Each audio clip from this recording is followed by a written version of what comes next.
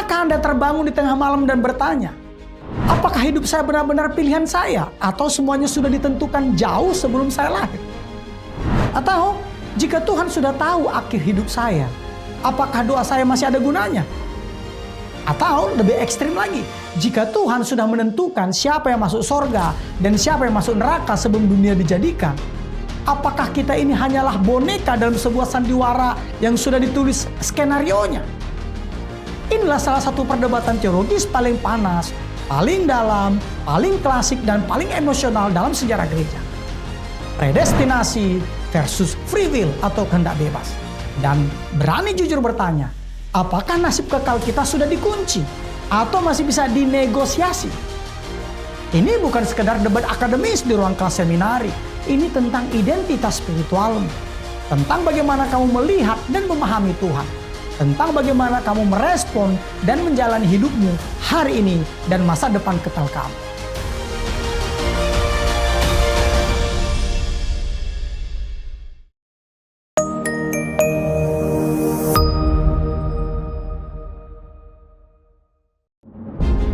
Shalom, selamat datang di IKN, Ikatan Kristen Nusantara. Hari ini kita akan menjelajahi kedua sisi dengan adil, yaitu predestinasi versus free will atau kehendak bebas.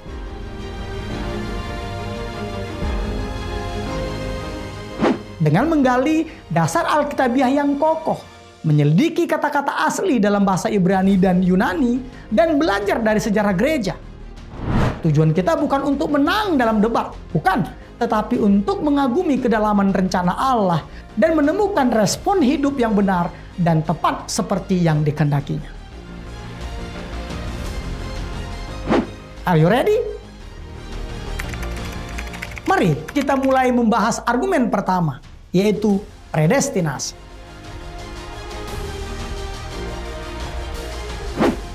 Kata predestinasi berasal dari bahasa Latin, yaitu prae, sebelum, dan destinare, menetapkan atau menentukan. Lalu diterjemahkan ke dalam bahasa Inggris menjadi predestinate, yang diterjemahkan dari bahasa Yunani, proritzo. Predestinasi adalah doktrin yang mengajarkan bahwa Tuhan Allah dalam kedaulatannya yang absolut telah memilih orang-orang tertentu untuk diselamatkan sejak sebelum penciptaan dunia. Bukan karena perbuatan mereka, bukan karena iman yang dia lihat sebelumnya, tetapi semata-mata karena kehendak bebasnya yang berdaulat. Ayat kunci yang menjadi dasar argumen ini adalah Efesus 1 ayat 4-5. Sebab di dalam Dia, Allah telah memilih kita sebelum dunia dijadikan, supaya kita kudus dan tak bercacat di hadapannya. Dalam kasih, Ia telah menentukan kita dari semula oleh Yesus Kristus untuk menjadi anak-anaknya sesuai dengan kerelaan kehendaknya. Perhatikan kata-kata ini, yaitu apa? Memilih kita sebelum dunia dijadikan. Berikutnya apa? Menentukan kita dari semula. Berikutnya, sesuai dengan kerelaan kehendaknya. Roma 8 ayat 29-30 bahkan lebih eksplisit. Sebab semua orang dipilihnya dari semula, mereka juga ditentukannya dari semula untuk menjadi serupa dengan gambaran anaknya. Dan mereka yang ditentukan dari semula, mereka itu juga dipanggilnya. Dan mereka yang dipanggilnya, mereka itu juga dibenarkannya. Dan mereka yang dibenarkannya, mereka itu juga dimuliakannya. Juga ayat-ayat Alkitab yang tertulis dalam Injil Yohanes 6 ayat 44 dan 65, Yohanes 15 ayat 16, serta Kisah Para Rasul 13 ayat 48 meneguhkan argumen di atas. Tradisi Calvinis menafsirkan ayat ini sebagai apa? Bukti bahwa Allah memilih orang-orang tertentu untuk diselamatkan. Bukan berdasarkan ramalan terhadap iman mereka, tetapi berdasarkan keputusan kedaulatannya sendiri. Mari kita gali lebih dalam. Efesus 1 ayat 4. Kata Yunani terjemahkan memilih adalah eklegomai, yang berarti memilih untuk diri sendiri. Ini adalah pilihan aktif, personal, dan deliberatif.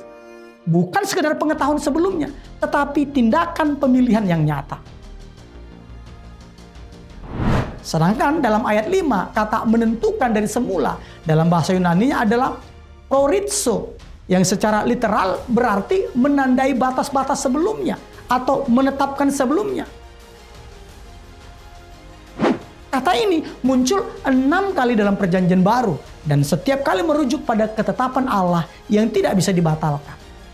Menariknya, beberapa studi modern menunjukkan bahwa nuansa kata ini juga bisa dipahami sebagai menandai jalur atau menyiapkan jalan terlebih dahulu, bukan sekedar mengunci hasil secara mekanis. Artinya, dalam rencana keselamatan, Allah bukan hanya memvonis dari jauh, tetapi menandai, menyiapkan, dan mengarahkan sebuah jalan keselamatan dalam Kristus yang pasti akan tergenapi bagi umatnya. Yang lebih menakjubkan lagi dalam Roma 8 ayat 29. Proekno atau dipilihnya dari semula bukan hanya berarti mengetahui sebelumnya dalam arti kognitif. Dalam penggunaan bahasa Ibrani, kata yada mengetahui berarti relasi intim dan personal. Artinya ketika Tuhan mengetahui seseorang dari semula, itu berarti dia telah menetapkan relasi kasih dengan orang itu sejak kekekalan.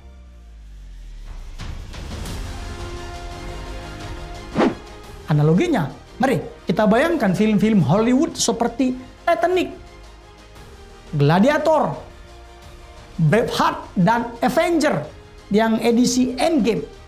Pertanyaan adalah, apakah tokoh-tokoh utamanya seperti Jack Dawson, Maximus Decimus Meridius, William Wallace, atau Iron Man bisa protes kepada sutradaranya mengapa mereka mengalami nasib tragis?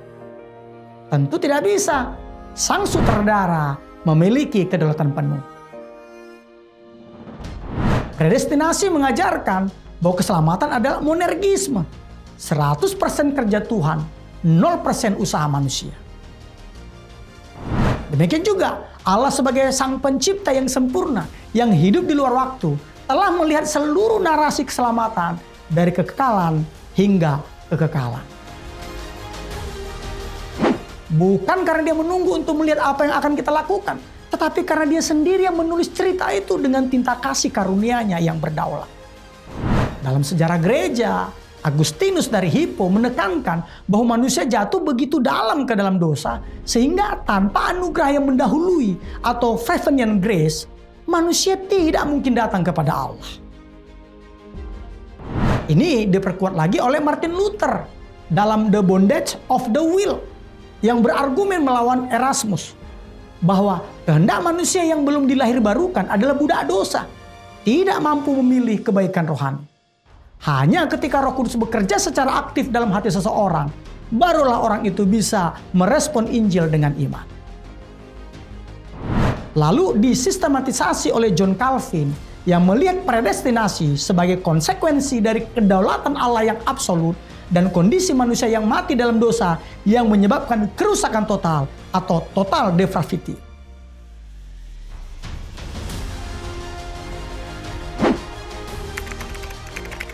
Berikutnya, kita membahas argumen kedua, yaitu free will atau kehendak bebas.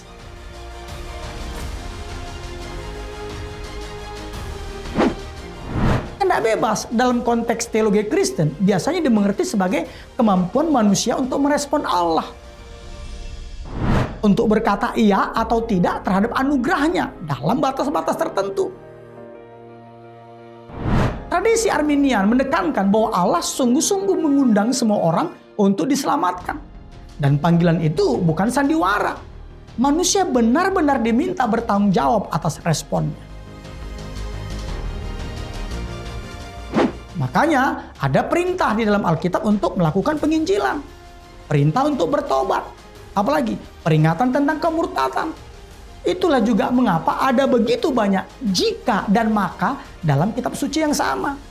Ayat kunci yang menjadi dasar argumen ini adalah seruan Yesus dalam Matius 11 ayat 28. Marilah kepadaku semua yang letih lesu dan berbeban berat, aku akan memberi kelegaan kepadamu. Ini adalah undangan universal, bukan hanya untuk orang-orang terpilih yang sudah ditentukan. Yohanes 3 ayat 16, ayat paling terkenal dalam Alkitab mengatakan apa?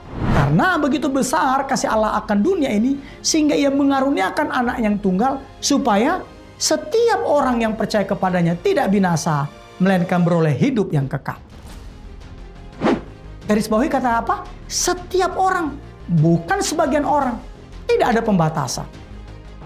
2 Petrus 3 ayat 9 lebih eksplisit lagi.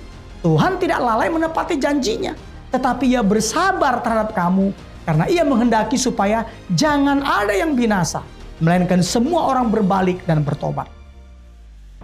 Dan yang paling menantang Yosua 24 ayat 15. Tetapi jika kamu anggap tidak baik untuk beribadah kepada Tuhan, pilihlah hari ini kepada siapa kamu akan beribadah. Tetapi aku dan sisi rumahku, kami akan beribadah kepada Tuhan. Kata pilihlah pada hari ini adalah perintah yang mengandaikan kapasitas untuk memilih. Juga ayat-ayat Alkitab yang tertulis dalam Roma 10 ayat 9-10, 1 Korintus 2 ayat 3-4, Wahyu 22 ayat 17 meneguhkan argumen di atas. Nah, sekarang mari kita teliti kata-kata ini dalam bahasa aslinya.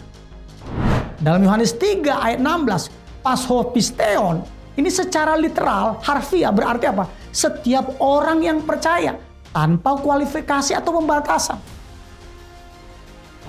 Kata pas adalah universal dan inklusif.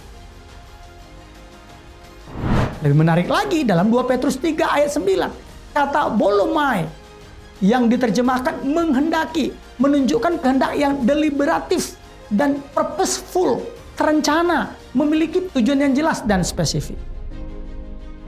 Allah secara aktif menginginkan agar semua orang datang kepada pertobatan. Kata jangan ada, tifas dalam bahasa Yunaninya, dalam konteks ini berarti siapapun, menegaskan cakupan universal dari kehendak keselamatan Allah. Dalam Ibrani, kata bakar yang berarti memilih sering digunakan dalam konteks manusia membuat pilihan moral dan spiritual. Ulangan 30 ayat 19 mencatat, aku memanggil langit dan bumi menjadi saksi terhadap kamu pada hari ini. Kepadamu kuperhadapkan kehidupan dan kematian, berkat dan kutuk. Pilihlah kehidupan supaya engkau hidup, baik engkau maupun keturunanmu. Analogi sederhananya dapat kita bayangkan itu adalah seseorang yang sangat kaya raya, menyediakan perjamuan mewah dan mengundang seluruh penduduk kota. Semua makanan sudah disiapkan, pintu terbuka lebar, dan setiap orang yang datang akan disambut dengan kehangatan. Tapi orang kaya tersebut tidak menyeret orang-orang masuk dengan paksa. Dia memberikan undangan yang tulus dan menunggu mereka untuk merespon dengan kehendak bebas mereka sendiri. Demikian juga dengan Allah dalam kemurahannya, telah menyediakan keselamatan melalui Kristus Yesus dan memanggil semua orang untuk datang. Karena apa? Karena kasih karunia tersedia bagi siapa saja yang mau menerimanya dengan iman. Tradisi Arminianisme yang dinamai dari teolog Belanda Jacob Arminius menekankan bahwa kasih karunia Allah bersifat resistible, artinya bisa ditolak. Allah memberikan kasih karunia yang cukup kepada setiap orang untuk bisa merespon Injil. Tetapi manusia memiliki kapasitas untuk menolak atau menerima kasih karunia itu. Menariknya, Arminius sendiri tidak menolak predestinasi, tetapi memahami predestinasi sebagai pemilihan atas mereka yang percaya, bukan pemilihan mekanis tanpa mempertimbangkan respon iman. Makanya Arminius tidak menolak kedaulatan Allah atau kedaulatan mutlak akan kasih karunia. Dia menegaskan bahwa manusia yang jatuh tidak bisa datang kepada Kristus tanpa bantuan Roh Kudus. Tetapi dia percaya bahwa prevenient grace atau kasih karunia yang datang mendahului diberikan kepada semua orang, memampukan mereka untuk merespon dengan iman ketika mereka mendengar Injil. John Wesley, pendiri Metodisme, mengembangkan lebih lanjut teologi ini. Dia mengajarkan bahwa Allah menginginkan semua orang diselamatkan dan telah menyediakan kasih karunia yang cukup bagi semua orang melalui karya Kristus Yesus. Nah, disinilah ketegangan muncul. Jika Allah menentukan, bagaimana mungkin manusia bebas? Jika manusia bebas, apakah Allah masih berdaulat?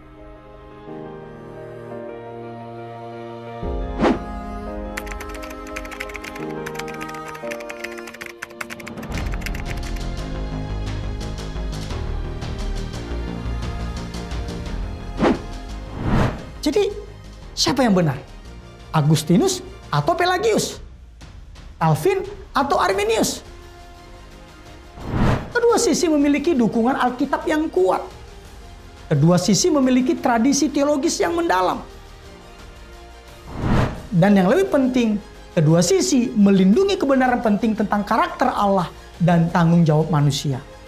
Dan luar biasanya, Alkitab mengajarkan keduanya secara bersamaan. Seorang teolog Calvinis kelahiran Inggris, J.I.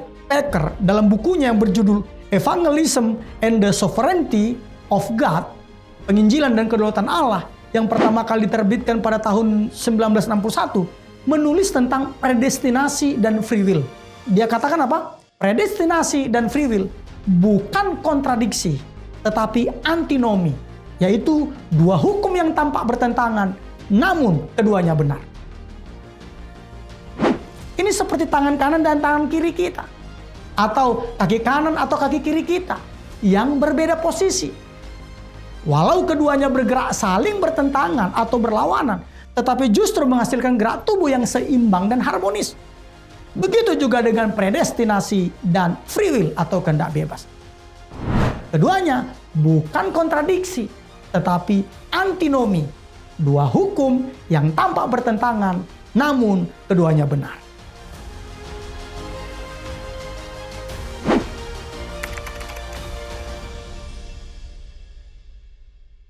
Jadi telah jelas dan terang benderang sekarang, seperti yang saya sebutkan di atas, bahwa predestinasi dan free will bukan kontradiksi, tetapi antinomi. Dua hukum yang tampak bertentangan, namun keduanya benar. Ini seperti tangan kanan dan tangan kiri kita, atau kaki kanan dan kaki kiri kita. Keduanya bergerak saling bertentangan atau berlawanan, tetapi justru menghasilkan gerak tubuh yang seimbang dan harmonis. Singkatnya begini saudara, Anda selamat 100% karena pilihan Tuhan yang tidak layak Anda terima. Itulah predestinasi.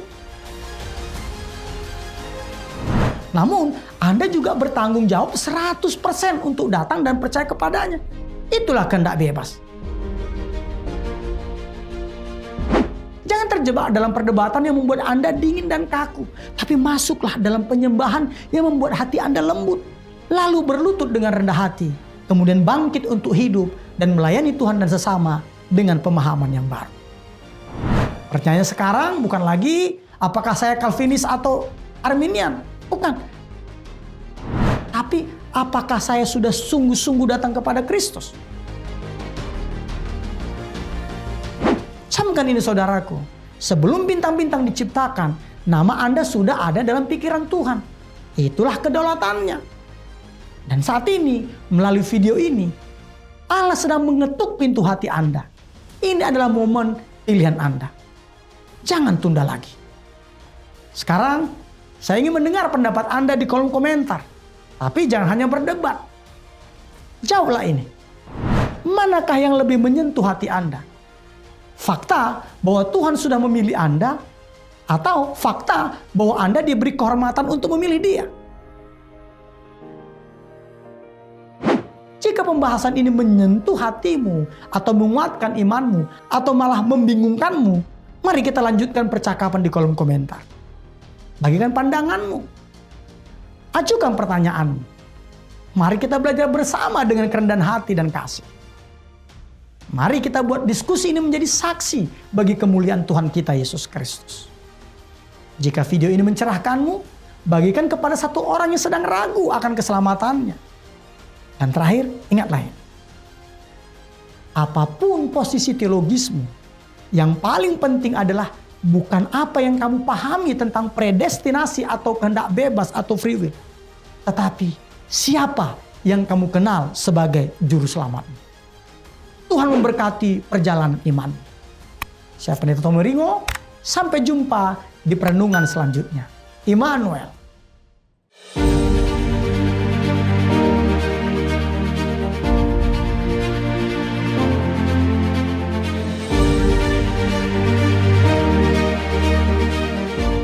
Ikatan Kristen Nusantara adalah komunitas lintas denominasi yang rindu melahirkan generasi Kristen yang maju dan terdepan.